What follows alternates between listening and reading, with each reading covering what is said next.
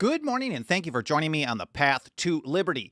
I'm Michael Bolden with the 10th Amendment Center, and this is the show for Monday, June 6th, 2022. And on this episode, I'm going to highlight the 3 states that are taking effective action, not just rhetoric, but using good strategy to start the process of nullifying federal gun control, because we're way behind schedule and we got to get this rolling. All 3 approaches are actually related in some way, but they're all very different as well. And I'm going to rank them. Gold, silver, and bronze are in the corporate world. Is that good, better, best, better, good? So you can copy what they're doing in your own state, or if you're in one of those states, you can try to build up to one of the gold standard. And if you're in the gold standard, maybe there's something we can do from there. And then I've got a bonus, a number 4, that needs to be done in every state, no matter what they're doing as far as legislation in those states and how you take on the legislation from the feds. But first of all, before getting to that, a quick hello to everyone in the chat, and thank you for spending some of your time with me today, whether this is your first episode or you've been here for every single one since day one. And we can look through the chat while we allow people another moment or so to get notifications and join us on the live stream. There's Tim Martin. Leslie, good to see you. Liberty Revolutionary, Dixie Strong, Joyce Code, Walter Boyer, Clay Kent, Dave Simmons, Tyler, Cowboy Roy Rogers. Yes, man. We got to be more no man, too, but that's a fun one.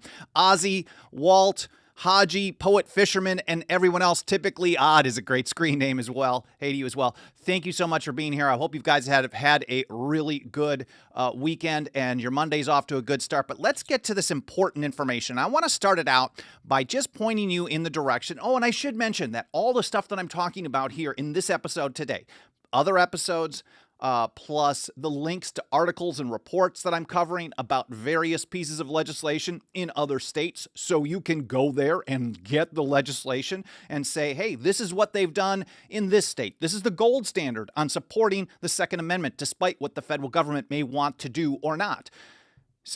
And then you can send it to your own state representative and state senator, because we need action. This can't just be, it's important for us, in my mind, to have good talking points and good principles and share as much good information as possible. But if we're not taking action to support those things, we're not doing the right thing. As Samuel Adams put it in his great essay of October 14, 1771 in the Boston Gazette, Candidus is how he wrote that one. He said, all might be free if they valued freedom and defended it as they ought. So we can talk about it, we can value it as much as we want, but we have to actually take a stand in order to do the right thing. Thomas Paine said, those who are to expect to reap the blessings of freedom must, like men, undergo the fatigues of supporting it. So first of all, I want to point you to an episode that I did earlier this year, 4 essential steps to nullify federal gun control. If you are on our email list, and you should be, 10thamendmentcenter.com/register, we sent out a short kind of a blog post plus a link to this episode, because I don't think I ever emailed that out before, and the timing couldn't be better, because the timing always couldn't be better, because if we're going to support the Constitution, if we're going to support the Second Amendment, we have to recognize, as far as the federal government goes, the number of federal gun control measures that are authorized are 0, and we don't like the state gun control measures either. All of them are a violation of your natural right to self-defense. So I encourage you to check out this episode. I'm not going to go over the strategy today, specifically in that episode, but if you want to learn more, that's where you got to go. I will link to it in the show notes, 10thamendmentcenter.com/path-to-liberty. Now let's start out with the gold standard, and that is, I know those of you who are joining in the chat and you're there, you know I'm going to say this. The gold standard is Missouri with the Second Amendment Preservation Act, or SAPA, which passed after 8+ years of tireless effort led by people like Ron Calzone and Dave Rowland in Missouri, and then more recently, the Missouri Freedom Coalition or Initiative. I forget the name, what it is now, Alliance maybe. But all these people are doing such great work to take a stand and support the Second Amendment and get the state to stop participating in the enforcement of federal gun control, because every state, every single law enforcement officer in the country participates in a law enforcement organization that swears an oath to the Constitution of their state and the federal government, and they help the ATF when the ATF calls. So the ATF shouldn't exist, so they shouldn't be helping at all, ever.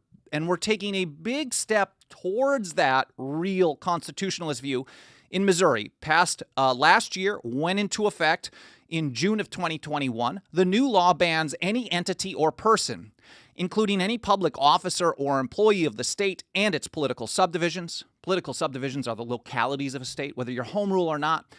These are creations of the state. From enforcing any past, present, or future federal acts, laws, executive orders, administrative orders, court orders, rules, regulations, statutes, or ordinances that infringe on the right to keep and bear arms.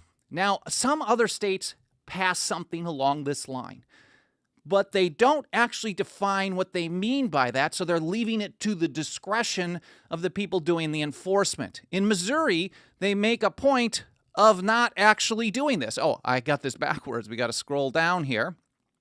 The bill also includes a detailed definition of actions that qualify as an infringement, including, but not limited to, taxes and fees on firearms, accessories, or ammunitions not common to all other goods or services, etc. Registration or tracking schemes applied to firearms, firearm accessories, or ammunition. Any act forbidding the possession, ownership, or use or transfer of a firearm, accessory, or ammunition.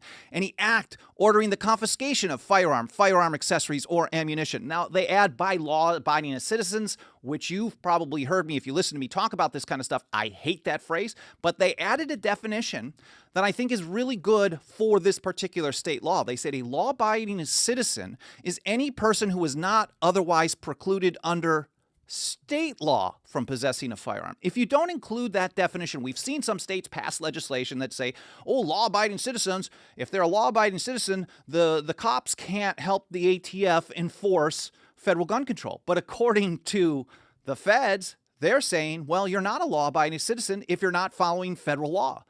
So Missouri's taking a very interesting approach and saying, well, all this stuff they're really defining. Now, we know that this has a lot of potential to work because the feds are already suing them over this. I covered this in an episode just in February, Missouri versus Joe on federal gun control. You've got to listen to that one. It's important to understand what's going on. My take is the primary reason that the feds don't like the Missouri Second Amendment Preservation Act is because law enforcement agencies around the state are currently cutting off the ATF. They're basically saying we're no longer going to participate in what they call joint task forces, where it's a combination of ATF agents and local law enforcement. Now, this makes a lot of sense to me. Like, why is this happening, right? Why doesn't the ATF just come in? That's what some people will say who don't know how it plays out. The ATF has a total of around 5,500 employees for the entire country. And all the gun grabbers want to expand it, but it's so hard to get something through Congress. So it's very difficult. It doesn't expand very quickly. A third of those are in administration. I went to government school, so my math sucks along with geography and a lot of other basics that I should have learned that I would have gotten from a real education, but side note. And they have around, let's say, 3,500 enforcement agents for the entire country. And they can close, with support of the state and local law enforcement, somewhere between 8,000 and 10,000 cases per year. The last president was the record holder on that, and then he broke his own record, worst in history. But the bottom line is, every time they do an enforcement action, and if you read a lot of their press releases, and I've got to cut off because it pisses me off to read these things, almost every time the ATF talks about a successful case, what it is there's one or two ATF agents, a local regional agent or a state-level agent, and then the local law enforcement does all the work. They're the one knocking on the door. They're the one, if you see like a big V pattern of people coming in like a SWAT team, it's usually the local law enforcement and one or two federal agents directing the program, the enforcement action. And we know that without that support, the dirty little secret is partnerships don't work too well when half the team quits. So withdrawing resources is very effective. Here's how Ron Calzone from Missouri first put it. SAPA, Second Amendment Preservation Act, is designed to prevent wholesale federal gun control, like assault weapon. I love that he put that in quotes. Assault weapon confiscation, since such an effort would require cooperation from local officials. So soon as they actually stop participating, then all of a sudden the ATF either has to pull agents from another area, making that enforcement less good, to be able to hammer on Missouri, and they may do this. We shouldn't be surprised. They've definitely done this on cannabis in various states, and they try to redirect resources to scare people off, but then in another state, it's basically open. And then they move to another state, and then, well, it grows, pun intended. So it's going to take a lot of strong effort on the will of the people. So what makes Missouri the gold standard, in my mind, is two things. One, they clearly define what they're banned from enforcing. And it covers a lot, past, present, and future. That's those taxes and fees, registration, tracking, any act forbidding possession, ownership, use, or transfer, any act ordering confiscation. So they aren't going to participate in any of those. And it's anything on the books or anything they might add on the books. And then number two, they actually provide sanctions on law enforcement agencies that refuse to comply. We've seen in most areas, in almost every situation, when you try to ban law enforcement from helping the feds enforce federal gun control, or really just about anything, the number one opponent aren't the gun grabber groups, it's the cops. So they're the gun grabber group, actually, when you get down to it. It's a law enforcement agency. No matter how many people you can say, oh, I know, I got a buddy who's super pro 2A. Well, when it comes to lobbying the legislature, the most aggressive opponents to restricting their enforcement capabilities with the federal government are law enforcement groups every single time. And they don't like it when they try to include penalties on their action. It's the thing that gets the most resistance. And if you try to do state legislation like this Missouri one, the likelihood of it getting killed in the process is very high, because when the cop organizations come out against it, most on the left and right tend to vote it down or say, well, we should just work with our partners and figure out what they need to be able to get the goal of this, but not have to, we don't need to punish them. They're the good guys, right? So law enforcement agencies, and this is from our report on it, law enforcement agencies and political subdivisions in Missouri are now subject to a civil penalty of not less than $50,000 for each employee who knowingly enforces or attempts to enforce any of the infringements outlined by the law, or for giving material aid and support to such enforcement efforts. Now, when we have put out our own model legislation, the primary drafter of this one is Dave Rowland, who is really a great Constitution supporter, doing a lot of great work on this over the years, and other things in Missouri and elsewhere. But when we actually advise this type of thing, we use material support or resources, providing material support or resources. This is something that was kind of a troll, but it's real. We pulled it from basically the Patriot Act. They want to use the phrase material support or resources, which is very broad. It could be like providing them snow shoveling service, clearing a roadblock, a phone call, electricity, whatever. These are all considered, if you're providing material support or resources for terrorism, that's something. And we think it's pretty terroristic-ish to be violating the natural rights of the people. So this is very good that they include this. So if you can't get the Missouri model done, which is the gold standard, and I encourage you to read the full report, which I will link to in our show notes, over at 10thamendmentcenter.com/path2liberty. If you can't get the gold standard done, then you want to go to the silver. And tier 2, the silver, or this is good, better, best, better, good, if we're going backwards, is Arizona, and also passed in 2021 after many years. We tried for a number of years, and various legislators and grassroots groups were trying to get closer to a Missouri-style piece of legislation. It got killed every single time, and the amount of people lining up to oppose it from various agencies was massive. So the legislators didn't have the courage to go with it anyways, or they're just not good, so they're happy to do what'll ever get them elected. Now, this went into effect last September. It's House Bill 2111. I don't know what the act number is, but you can read the report, which will be linked to in our show notes. Click it, read the legislation. It's the shortest and cleanest one of any that's passed. So instead of going with the Missouri-style bill, they just removed the penalties portion, because every time you tried to include sanctions on law enforcement in Arizona, it's a very thin blue line state, the bill was dead. It would go nowhere, so then you still have full enforcement of federal gun control by local law enforcement in partnership with the ATF, which shouldn't exist in Arizona. And I know a lot of people don't want to acknowledge that, but that's what happens in every single state. So the new law bans the state and all political subdivisions of the state from, quote, using any personnel or financial resources to enforce, administer, or cooperate with any act, law, treaty, order, rule, or regulation of the United States government that is inconsistent with any law of the state of Arizona regarding the regulation of firearms. So, if the feds have, Arizona has gun control laws. Every state does. Arizona has less than most, maybe all. They're one of the best of the best as far as the state level goes, from my understanding. I'm not an expert on that, but they're in the top tier of what we could call pro-gun rights states. And they're saying if the feds have a law that isn't equivalent on the state level, then we're not going to enforce it. If it's a state level law and the feds want to enforce it, we're just enforcing what we would have been enforcing anyways. Now, again, that does not mean we're cool with the state level laws, but it's a good strategy. And here's why. While the law, and here's from our report on it, while the law doesn't end all gun control in Arizona today, it represents a massive shift in strategy going forward. Now in effect, HB 2111 immediately does the following 4 things. 1, it bans state and local law enforcement of any federal gun control measures on the books that don't have concurrent measures in law in the state of Arizona. 2, it bans state and local law enforcement of any new federal gun control measures that might come from Washington, D.C. in the future, whether it was in September of 2021 or in 2050 or in 2200, forever, unless they repeal that. So that is on the books, and anything that comes from Washington, D.C. for all time now until this is changed, the state cannot help enforce it unless the state also decides to ban it. And if the state legislature gets enough support from the people of Arizona to ban more stuff, you've got a much different problem in Arizona than what we're talking about today.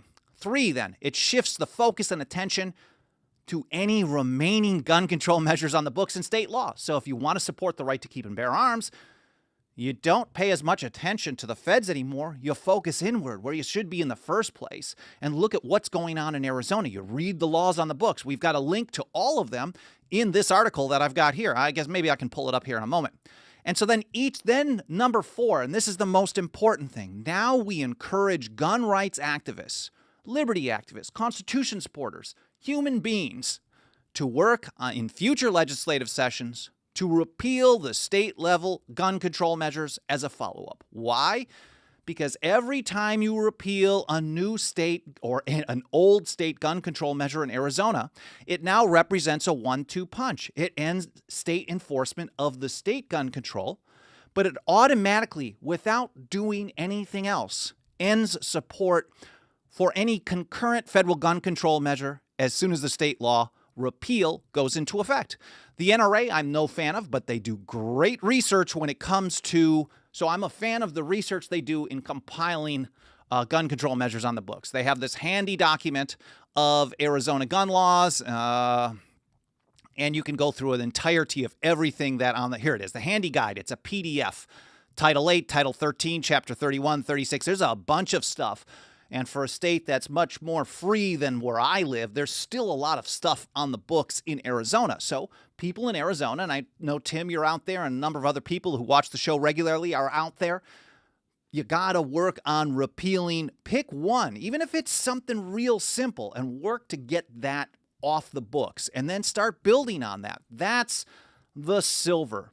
And then if you can't get the silver, the line in the sand to at least get the ball rolling, we've got the bronze, and that's the good. This one is still good, and for that we have Montana. It's House Bill 258 that was also passed in 2021 after many, many years of trying. It bans a federal law, executive order, rule, or regulation that is enacted, adopted, or becomes effective on or after January 1st, 2021, or, and this is important, because this is how the feds generally do it. They don't pass new gun control measures. They just redefine current ones on the books and apply it to new stuff. They can redefine a firearm to include a bump stock or an 80% lower or a pistol grip. All of a sudden, these things are machine guns or something like that. And Montana addresses this very, very strategically, and like, I didn't think of this. This is one of the smartest things I've seen in a piece of legislation. So it bans, I'll read it from the beginning, a federal law, executive order, rule, or regulation that is enacted, adopted, or becomes effective on or after January 1st, 2021, or a new and more restrictive interpretation of an existing law that already existed on January 1st, 2021, that infringes upon, calls in question, prohibits, restricts, or requires individual licensure or registration of the purchase, ownership, possession, transfer, or use of any firearm, any magazine, or other ammunition feeding device or firearm accessory. So anything. And so what was interesting about that, when it went into effect, it actually banned nothing. It was just saying anything before 2021, we're not going to touch.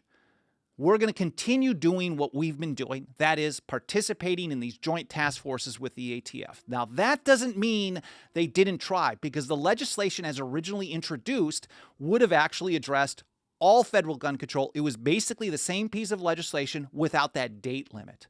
But the law enforcement agencies in Montana, of all places, lobbied so aggressively that it was voted down, I think, 18-4 in committee. It was killed easily in Montana. And so Gary Marbut at MTSSA, one of the best, if not the best, state-level gun rights organizations in the country, the people who really started the 10th Amendment movement to protect the Second Amendment specifically before we did by a number of years. These guys are amazing in what they do. They worked on this and said, well, maybe we can still get something in there. Because as soon as they added that date, because law enforcement was no longer restricted from doing anything at that time, all of a sudden they're like, okay, we can work with this. Are they dumb or are they okay with it? I don't know. But Gary and his team got this through. It got signed into law. And then we know that they're always trying to add more gun control. And as we're seeing happen right now, they've got 2 new regulations coming this summer. We're probably going to see more and more, whether passed by Congress or something. This is a really, really scary situation.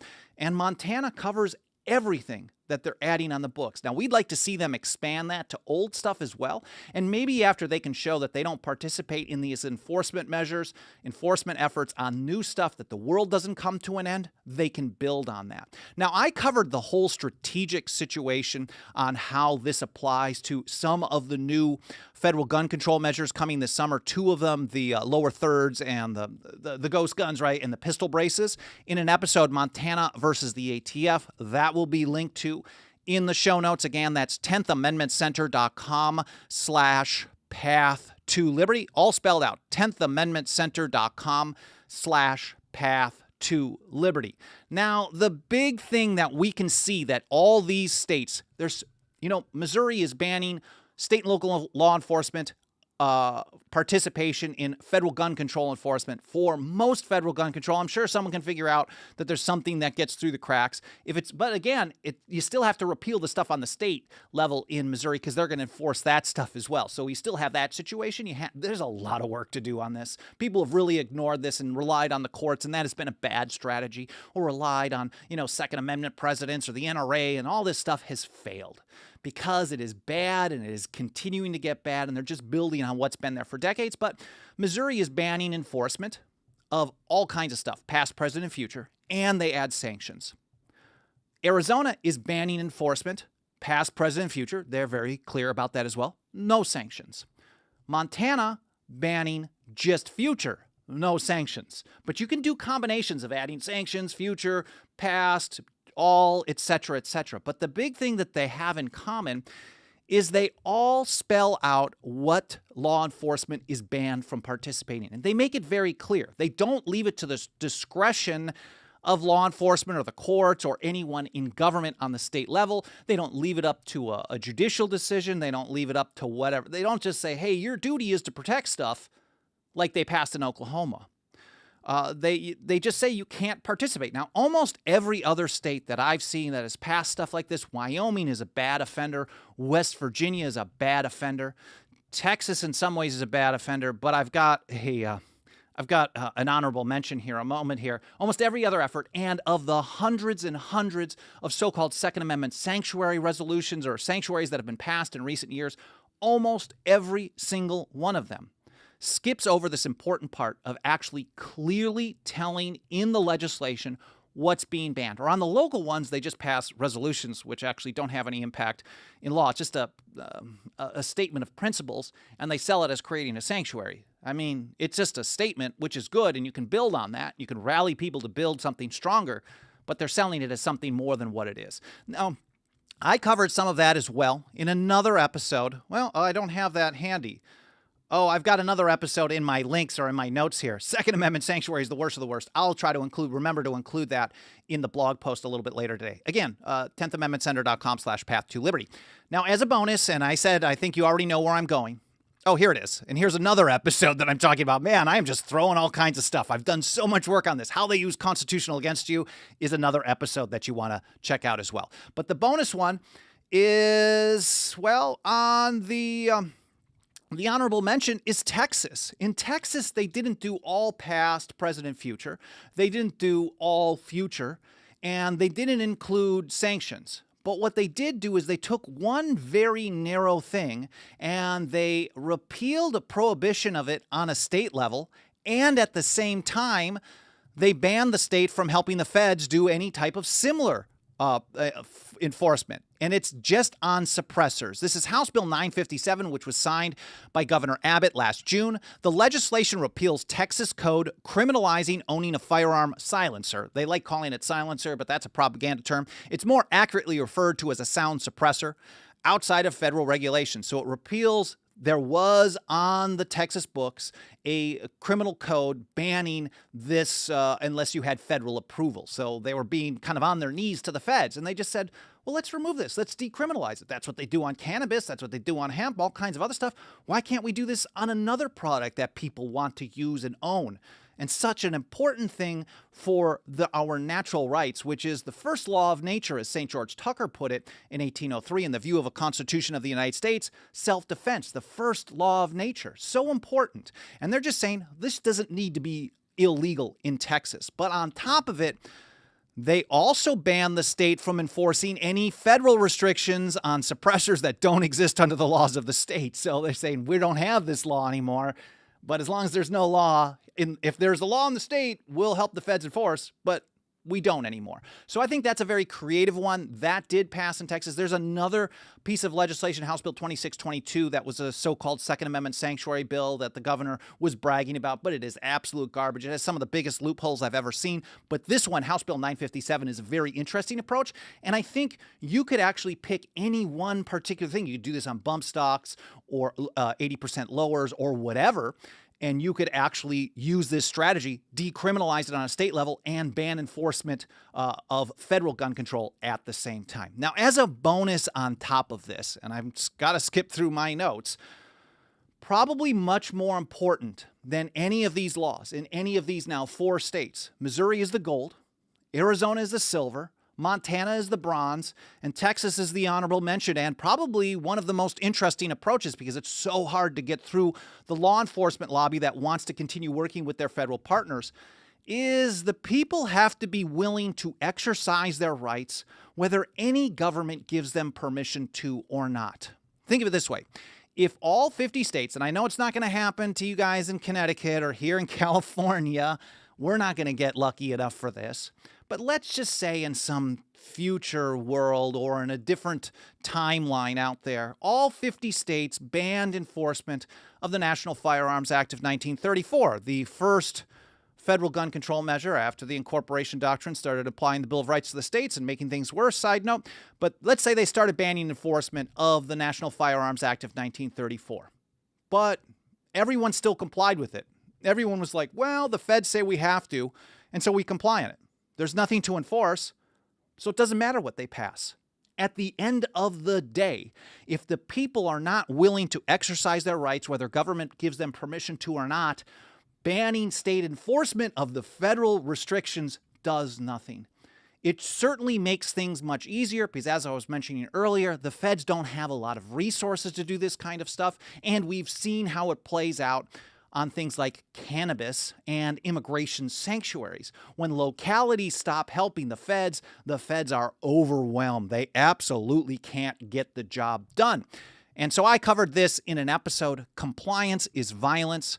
Dickinson, that's John Dickinson, the penman of the Revolution, and Lysander Spooner, the 19th century anarchist on the path to liberty. They had a very similar approach on how to deal with federal or government overreach, and that is it requires the people to keep government in check. And I think all of this together is really some of the most important work we do, because as I was mentioning, we need more than just good talking points. We want to talk tough, we want to talk strong, but we want to have some actions that start backing this up. That doesn't mean we have to get it all done in one day, because as Thomas Jefferson understood, and this dude was better on strategy than almost any of us alive today, including me, I just get to repeat what he had to say, and that is the ground of liberty is to be gained by inches, for it takes time to convince men of what is even for their own good. And that's a paraphrase, but that's a letter to the Reverend Charles Clay in 1790.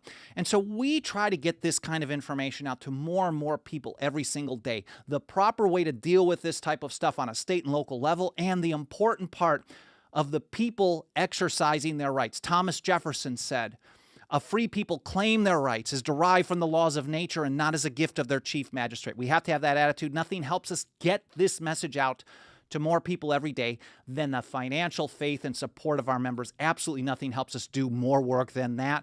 You can join us and become a member for as little as $2 a month over at 10thamendmentcenter.com/members. Again, that's all spelled out. And I want to take a quick moment to say a huge thank you to a small handful of people who have joined us lately. Don't feel any pressure to join them, but if you do have a few extra bucks a month of that fiat, we will take it. We'll take it to crypto, whatever you got.